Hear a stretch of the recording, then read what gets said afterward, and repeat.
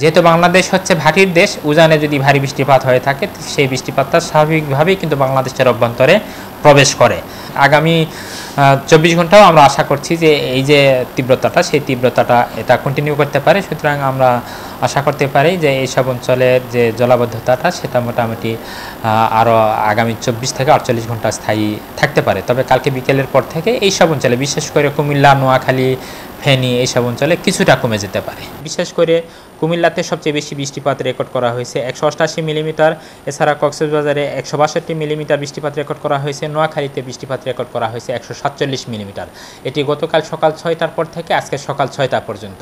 আবার আমরা যদি আজকে সকাল 6টার পর থেকে সকাল 9টা পর্যন্ত এই সময়ের বৃষ্টিপাতের দিকেও খেয়াল করি, তাহলে দেখা যাবে যে সবচেয়ে বেশি কিন্তু বৃষ্টিপাত রেকর্ড করা হয়েছে রাঙ্গামাটিতে 71 মিলিমিটার। 3 ঘন্টায় এটা বৃষ্টিপাত রেকর্ড করা হয়েছে 71 মিলিমিটার।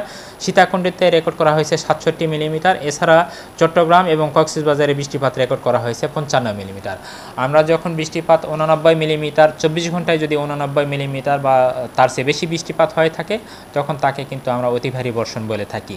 আমরা বৃষ্টিপাতের যেরকম সার্বিক অবস্থা এখনও দেখতে পাচ্ছি, তাতে দেখা যাচ্ছে যে আগামী 24 ঘন্টাও এরকম বৃষ্টিপাত অব্যাহত থাকতে পারে।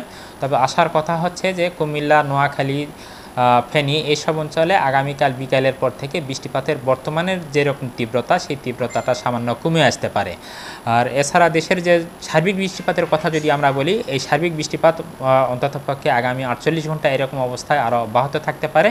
শুধুমাত্র কুমিল্লা, নোয়াখালী, ফেনী এইসব অঞ্চলে যে তীব্রতাটা সেটা আগামীকাল বিকালের পর থেকে কিছুটা কমে যেতে পারে। তবে 25, 26, 27, 28 এই সময়ে দেশে সার্বিকভাবে বৃষ্টিপাতের পরিমাণ কমে যেতে পারে এবং 28 তারিখের পর, বিশেষ করে 29 তারিখ বা তার পরবর্তী সময়ে আবার বৃষ্টিপাতের যে অঞ্চলগুলো, ভারী বৃষ্টিপাতের যে অঞ্চলগুলো, সেটি শিফট হয়ে আবার রংপুর, ময়মনসিংহ, সিলেট অঞ্চলের দিকে ভারী বৃষ্টিপাত হওয়ার সম্ভাবনা রয়েছে। আচ্ছা, পশ্চিম ত্রিপুরা এবং দক্ষিণ ত্রিপুরা, যেটাকে আমরা উজান বলছি, ওখানে কি অবস্থা?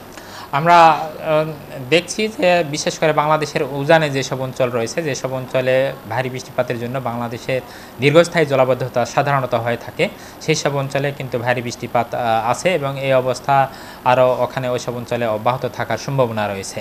কিন্তু বাংলাদেশের অভ্যন্তরীণ যে বৃষ্টি, সেই বৃষ্টিপাত আগামীকাল বিকেলের পর থেকে এইসব অঞ্চলে কিছুটা কমে যেতে পারে। জি, দেখুন, একটা বিষয় হচ্ছে যে বাংলাদেশের অভ্যন্তরে যদি অনেক বেশি বৃষ্টিপাতও হয়ে থাকে, তাহলে কিন্তু সেটা স্থায়ী জলাবদ্ধতা রেকর্ড কিন্তু কম। কিন্তু যদি উজানে বৃষ্টিপাত হয়ে থাকে, সেই উজানের বৃষ্টিপাতের সাথে যদি বাংলাদেশের অভ্যন্তরে ভারী বৃষ্টিপাত হয়ে থাকে, তখন সেটা গিয়ে বাংলাদেশে একটা স্থায়ী জলাবদ্ধতা তৈরি হয়।